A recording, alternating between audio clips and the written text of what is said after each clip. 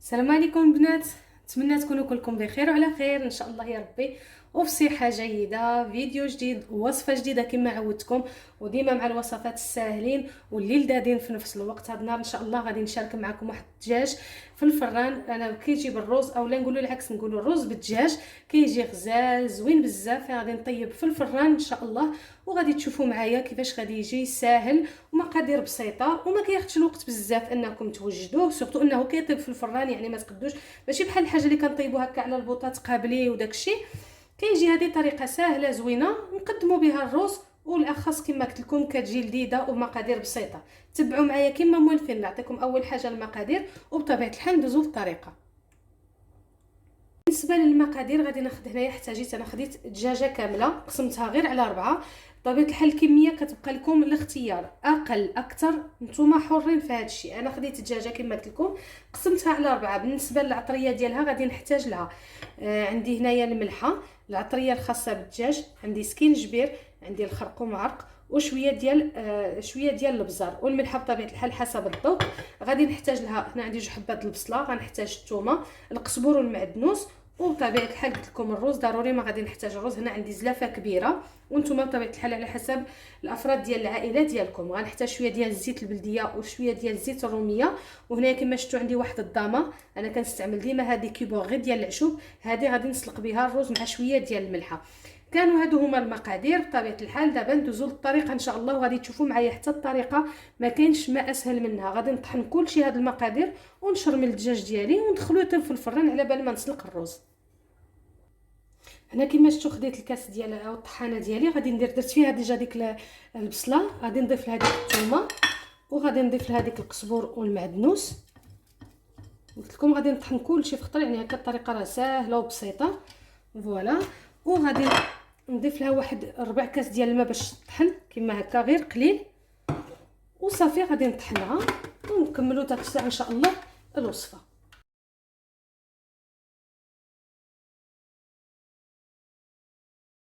من بعد ما طحنت ديك البصله القزبور والمعدنوس والثومه، طحنت اكسبري الثومه ما تخليوهاش مرسويات كبارين، انا طحنتها مزيان، يعني كنبقاو مشلده رقيق بزاف باش غير طيب، ما بغيتش تبقى لي البصله باينه في الرز. هنايا كيفاش طحنت ديك العناصر كامله، انا ناخذ اللاطه ديالي اللي كتدخل اولا المقله اللي كتدخل الفران، وصافي غادي نكب فيها هذا الخليط ونضيف له داك الساعه العطريه والزيت، وهكا الشرموله ديال الدجاج تكون موجوده. الطريقه كما قلت لكم ساهله وبسيطه. درت شويه ديال البصله، درت 2 يعني بالزيت باش تنسم لي الرز، باش يجي منسم.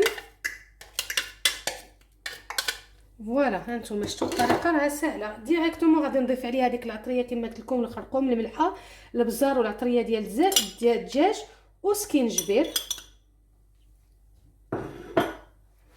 غادي نضيف هنايا الزيت، شويه ديال الزيت البلديه وشويه ديال زيت المائده.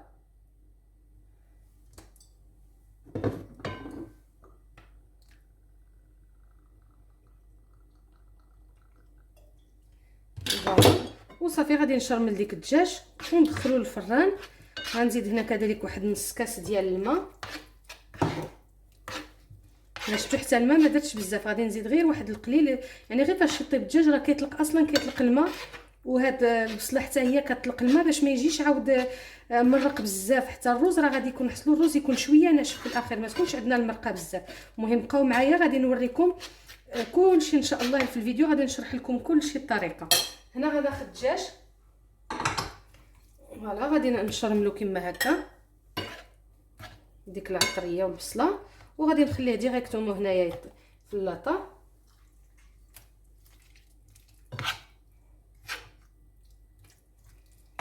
راه كيتشرب هاد العطريه من حدو كيطيب. الا بغيتو تصاوبوه وتشرملوه وتخليوه شويه على بال ما واحد الساعه ولا كان عندكم الوقت تقدروا ديروه هكا كوسي.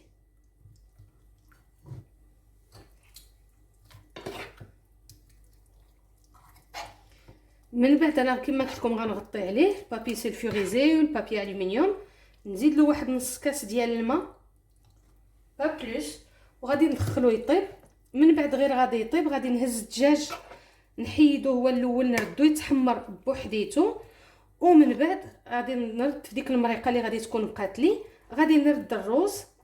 والرز بطبيعه الحال ما غاديش نطيبوا الطياب كامل، غادي نخليه تبقى خاصه في الطياب منين نسلقوا في الماء والملحه وديك الضامه ديال البنه. غادي نخليه ناقصه له واحد 5 ديال الدقائق ديال الطياب، باش منين نردو يطيب في ديك المرقه ما يتعجنش ويجي الطياب ديالو هو هذاك.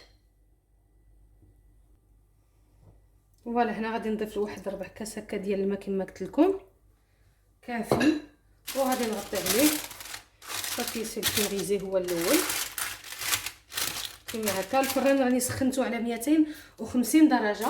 غادي نغلي الدجاج ديالي حتى يطيب مزيان كما قلت لكم. اون فوا طاب غادي نحيد عليه نديرو في مقيله ولا في لاطه وحده اخرى باش نردو هو يتحمر بوحديتو. وديك المريقه خلاص غادي نرد فيها الروز ونخليه يكمل الطياب ديالو بديك المرقه، ومن فوق كيشرب ديك العطريه وديك المريقه وكيجي زوين بزاف. وغادي نوريكم الطريقه طريقه الحل اون فوا طاب الدجاج والرز كيفاش غادي يكون. فوالا غادي ندخلو يطيب ونسلق الروز كما قلت لكم مع شويه ديال الملحه والضمه ديال البنه.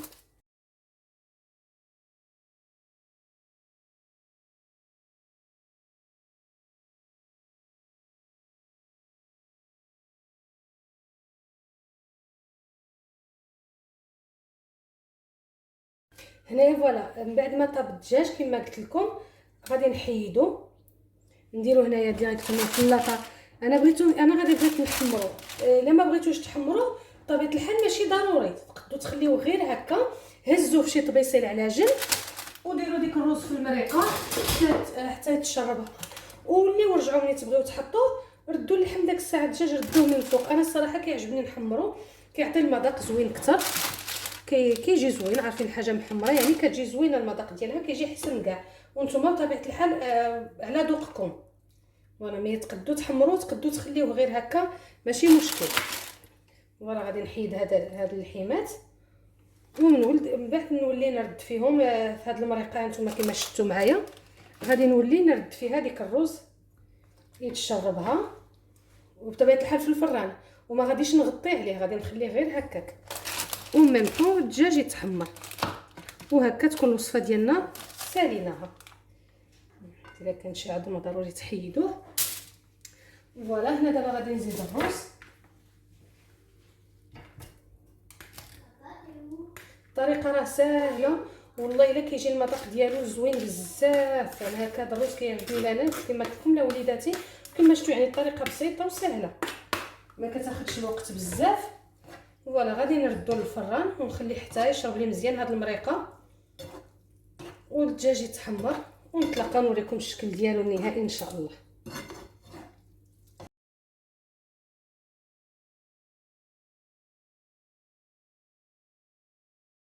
وهذا هو الشكل النهائي ديال الرز اللي وجدت معكم هذا النهار بالدجاج في الفران. ها نتوما كما شفتوا معايا الطريقه سهله وبسيطه.